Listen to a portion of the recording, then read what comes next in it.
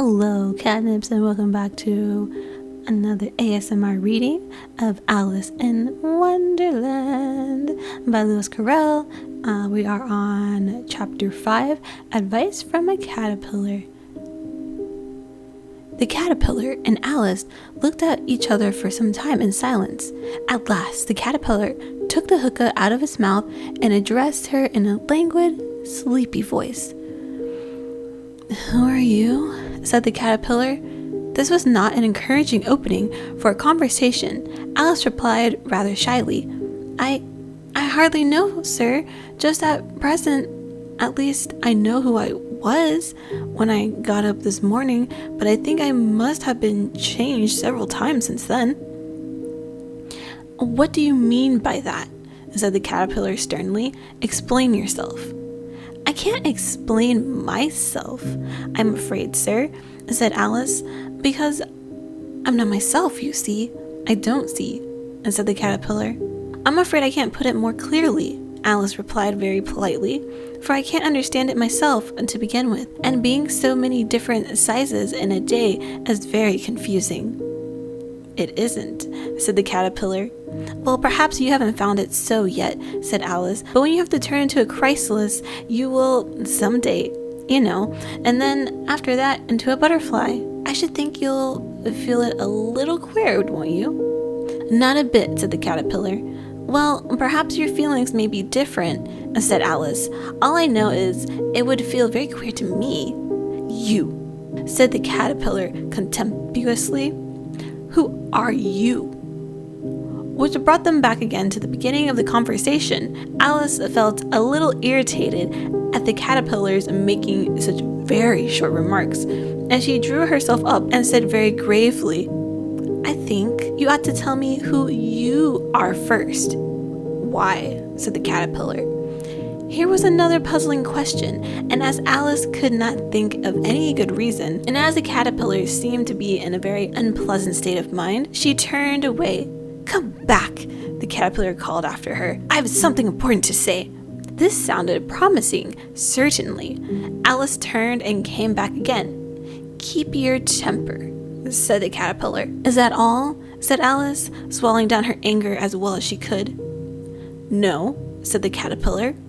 Alice thought she might as well wait, as she had nothing else to do, and perhaps after it all might tell her something worth hearing. For some minutes it puffed away without speaking, but at last it unfolded its arms, took the hookah out of its mouth again, and said, "So you think you're changed, do you?" "I'm afraid I am, sir," said Alice. "I can't remember things I used to, and I don't keep the same size for 10 minutes together." "Can't remember what things?" said the caterpillar. "Well, I've tried to say, how doth the little busy bee, but it all came different," Alice replied in a very melancholy voice. "Repeat, 'You are old, Father William,'" said the caterpillar. Alice folded her hands and began. "You are old, Father William," the young man said, "and your hair has become very white, and yet you incessantly stand on your head. Do you think at your age it is right?" "In my youth," Father William replied to his son, "I feared it might injure the brain, but now that I'm perfectly sure I have none, why, I do it again and again."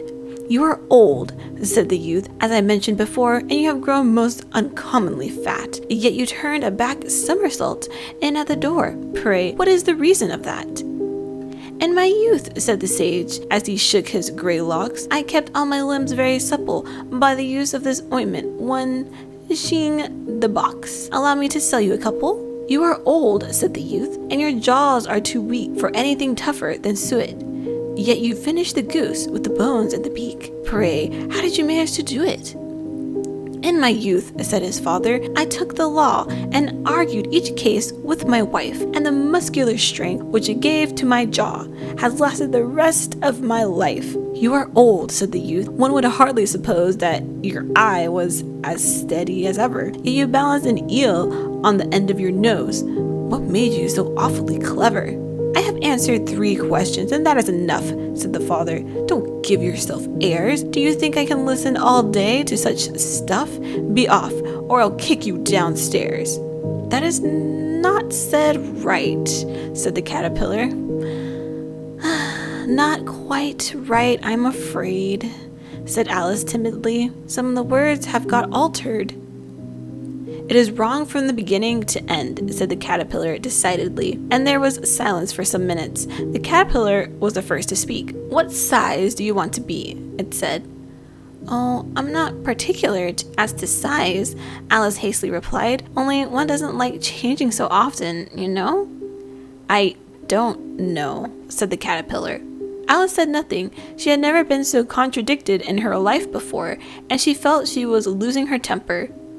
Are you content now? Said the caterpillar. Well, I should like to be a little larger, sir, if you wouldn't mind, said Alice. 3 inches is such a wretched height to be. It's a very good height indeed, said the caterpillar angrily, rearing itself upright as it spoke. It was exactly 3 inches high. But I'm not used to it, pleaded poor Alice in a piteous tone, and she thought of herself, I wish the creatures wouldn't be so easily offended. You'll get used to it in time, said the caterpillar, and it put the hookah into its mouth and began smoking again. This time Alice waited patiently until it chose to speak again.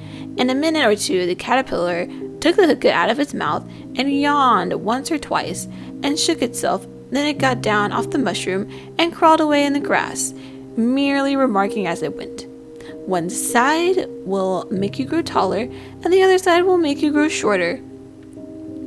One side of what? The other side of what? Thought Alice to herself.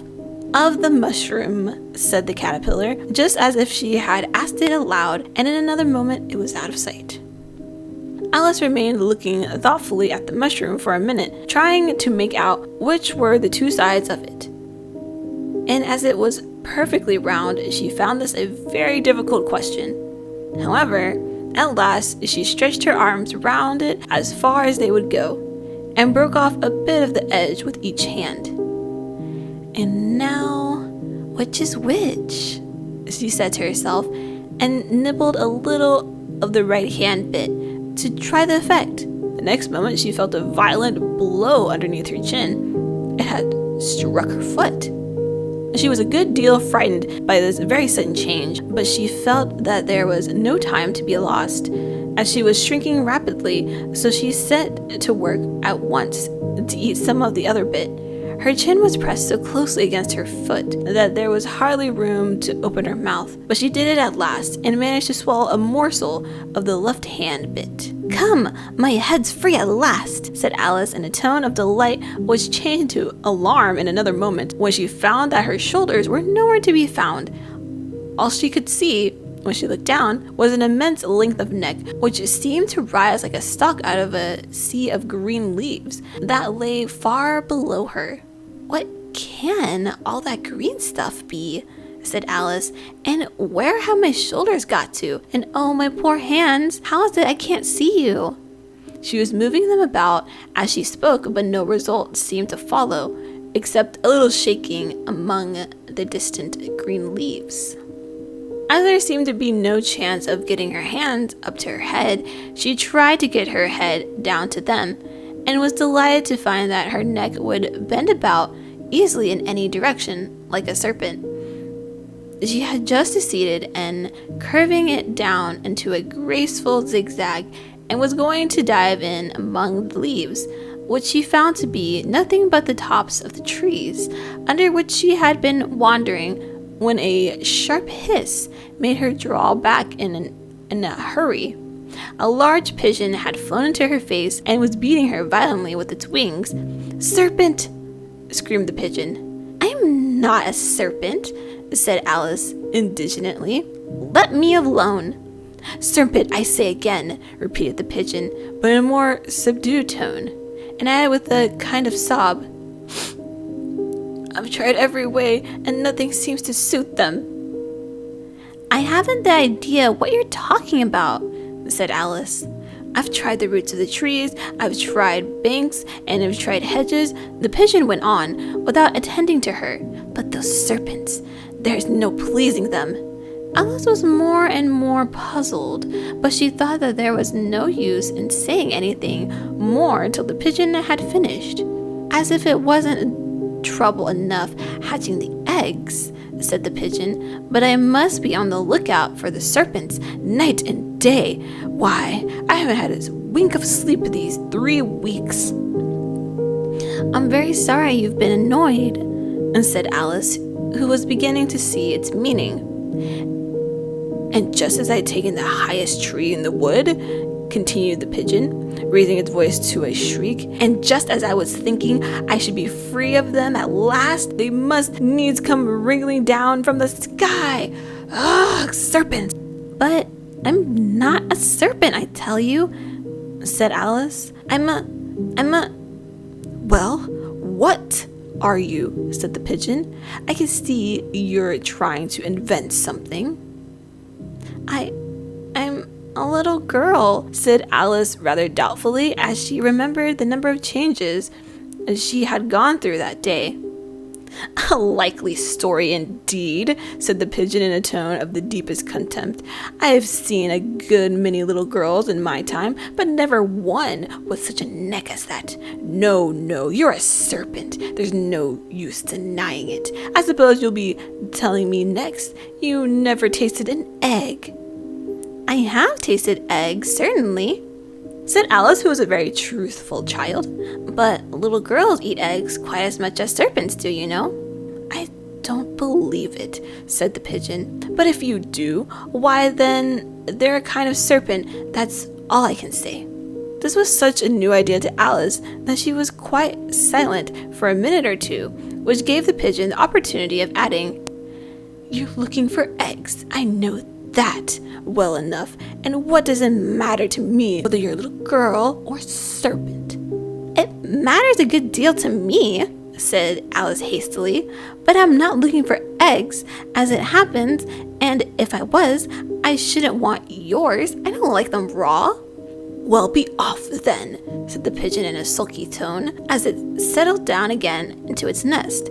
Alice crouched down among the leaves as well as she could, for her neck kept getting entangled among the branches, and every now and then she had to stop and untwist it. After a while, she remembered that she still held the pieces of mushroom in her hand, and she set to work very carefully, nipping first at one and then the other, and growing sometimes taller and sometimes shorter, until she succeeded in bringing herself down to her usual height. It was so long since she had been anything near the right size that it felt quite strange at first, but she got used to it in a few minutes and began talking to herself as usual. "Come, there's half my plan done now. How puzzling all these changes are. I'm never sure what I'm going to be from one minute to another. However, I've got back to my right size. The next thing is to get into that beautiful garden. How is that to be done, I wonder?" As she said this, she came suddenly upon an open place with a little house in it about 4 feet high.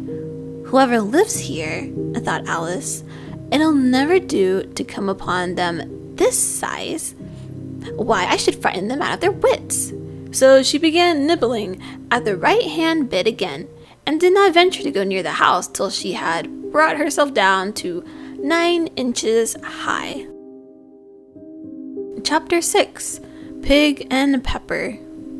For a minute or two she stood looking at the house and wondering what to do next, when suddenly a footman in livery came running out of the wood. She considered him to be a footman because he was very livery. Otherwise, judging by his face only, she would have called him a fish, and rapped loudly at the door with his knuckles. It was opened by another footman in livery, with a round face and large eyes like a frog, and both footmen, Alice noted, had powdered hair that curled all over their heads. She felt very curious to know what it was all about, and crept a little way out of the woods to listen. The fish footman began by producing from under his arm a great letter, nearly as large as himself, and this he handed over to the other, saying, in a solemn tone, "For the Duchess, an invitation from the Queen to play croquet." The frog footman repeated in the same solemn tone, only changing the order of the words a little, "From the Queen, an invitation for the Duchess to play croquet." Then they both bowed low, and their curls got entangled together. Alice laughed so much at this that she had to run back into the wood for fear of their hearing her. And when she next peeped out, the fish footman was gone, and the other was sitting on the ground near the door, staring stupidly into the sky. Alice went timidly up to the door and knocked. "There's no sort of use in knocking," said the footman, "and that for 2 reasons. First, because I am on the same side of the door as you are. Secondly, because they're making such a noise inside, no one could possibly hear you." And certainly there was a most extraordinary noise coming on within, a constant howling and sneezing, and every now and then a great crash, as if a dish or kettle had been broken to pieces. "Please then," said Alice, "how am I to get in?" "There might be some sense in your knocking," the footman went on without attending to her. "If we had the door between us, for instance, if you were inside, you might knock, and I could let you out, you know." He was looking up into the sky all the time he was speaking, and this Alice thought decidedly uncivil. Perhaps he can't help it, she said to herself. "His eyes are so very near the top of his head, but at any rate he might answer questions. How am I to get in?" she repeated aloud. "I shall sit here," the footman remarked, "till tomorrow." At this moment the door of the house opened, and a large plate came skimmering out straight at the footman's head, and it just grazed his nose and broke to pieces against one of the trees behind him. "Or next day, maybe," the footman continued in the same tone, exactly as if nothing had happened. "How am I to get in?" asked Alice again in a louder tone. "Are you to get in at all?" said the footman. "That's the first question, you know." It was no doubt. Only Alice did not like to be told so. "It's really dreadful," she muttered to herself. "The way all the creatures argue is enough to drive one crazy." The footman seemed to think this was a good opportunity for repeating his remark with variations. "I shall sit here," he said, "on and off for days and days." "But what am I to do?" said Alice. "Anything you like," said the footman, and began whistling. "Oh, there's no use in talking to him," said Alice desperately. "He's perfectly idiotic." And she opened the door and went in. The door led right into a large kitchen, which was full of smoke from one end to the other. The Duchess was sitting on a 3-legged stool in the middle, nursing a baby. The cook was leaning over the fire, stirring a large cauldron, which seemed to be full of soup. "There's certainly too much pepper in that soup," Alice said to herself, as well as she could for sneezing. There was certainly too much of it in the air. Even the Duchess sneezed occasionally, and as for the baby, it was sneezing and howling alternately without a moment's pause. The only things in the kitchen that did not sneeze were the cook and a large cat, which was sitting on the hearth and grinning from ear to ear. "Please, would you tell me?" said Alice a little timidly, for she was not quite sure whether it was good manners for her to speak first. "Why your cat grins like that?" "It's a Cheshire cat," said the Duchess, "and that's why. Pig." She said the last word with such a sudden violence that Alice quite jumped, and she saw in another moment that it was addressed to the baby and not to her. So she took courage and went on again. "I didn't know that Cheshire cats always grinned. In fact, I didn't know that cats could grin." "They can," said the Duchess, "and most of them do." "I don't know of any that do," Alice said very politely, feeling quite pleased to have got into a conversation.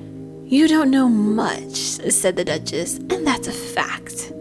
Alice did not at all like the tone of this remark, and thought it would be as well to introduce some other subject of conversation. While she was trying to fix on one, the cook took the cauldron of soup off the fire, and at once set to work throwing everything within her reach at the Duchess and the baby.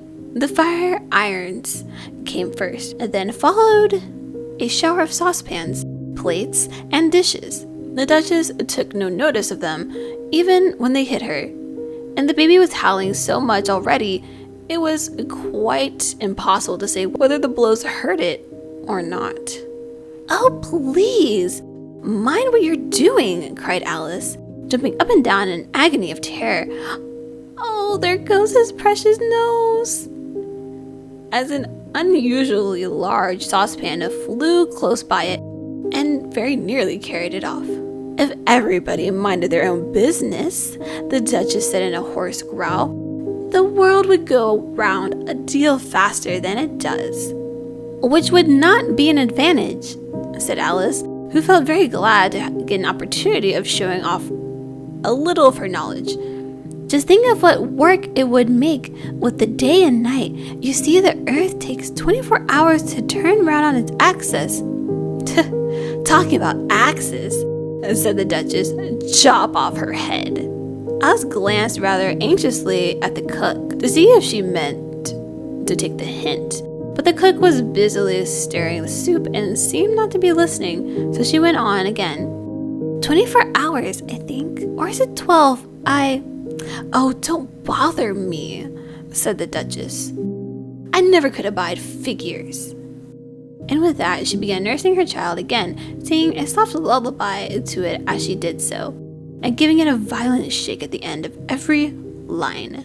"Speak roughly to your little boy, and beat him when he sneezes. He only does it to annoy, because he knows it teases." Wow, wow, wow. While the Duchess sang the second verse of the song, she kept tossing the baby violently up and down, and the poor little thing howled so that Alice could hardly hear the words. "I speak severely to my boy. I beat him when he sneezes, for he can thoroughly enjoy the pepper when he pleases." Wow, wow, wow. "Here, you may nurse it a bit if you like," the Duchess said to Alice, flinging the baby at her as she spoke. "I must go and get ready to play croquet with the Queen." And she hurried out of the room. The cook threw a frying pan after her as she went out, but it just missed her. Alice caught the baby with some difficulty, as it was a queer-shaped little creature, and held out its arms and legs in all directions. "Just like a little starfish," thought Alice.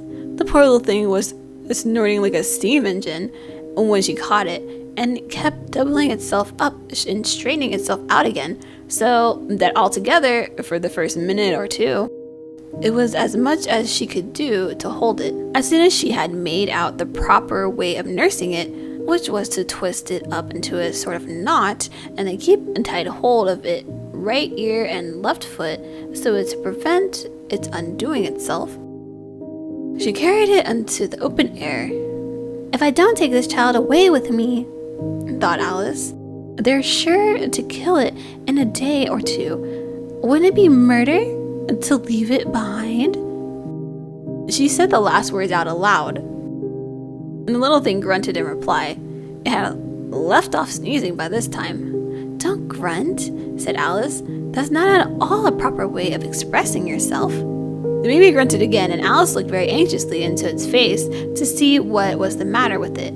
There could be no doubt that it had a very turned-up nose, which more like a snout than a real nose. Also, its eyes were getting extremely small for a baby. Altogether, Alice did not like the look of the thing at all. But perhaps it was only sobbing, as she thought, and looked into its eyes again to see if there were any tears. No, there were no tears. "If you're going to turn into a pig, my dear," said Alice seriously, "I'll have nothing more to do with you. Mind now." The poor little thing sobbed again, or grunted. It was impossible to say which, and they went on for some while in silence. Alice was just beginning to think to herself, "And now, what am I to do with this creature when I get it home?" When it grunted again so violently, she looked down into its face in some alarm. This time, there could be no mistake about it. It was neither more nor less than a pig. and she felt it would be quite absurd for her to carry it further. So she set the little creature down and felt quite relieved to see it trot away quietly into the wood.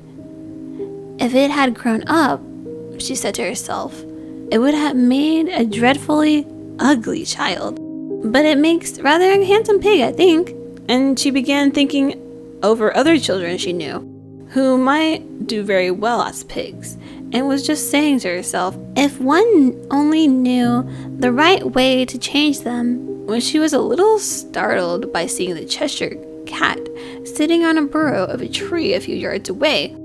The cat only grinned when it saw Alice. It looked good-natured, she thought, still had very long claws and a great many teeth, so she felt that it ought to be treated with respect. Cheshire Puss? She began rather timidly, as she did not at all know whether it would like the name. However, it only grinned a little wider. Come, it's pleased so far, thought Alice, and she went on. Would you tell me, please, which way I ought to go from here? That depends on a good deal where you want to go, said the cat. I don't much care where, said Alice. Then it doesn't matter which way you go, said the cat. So long as I get somewhere, Alice added as an explanation. Oh, you're sure to do that, said the cat, if you only walk long enough.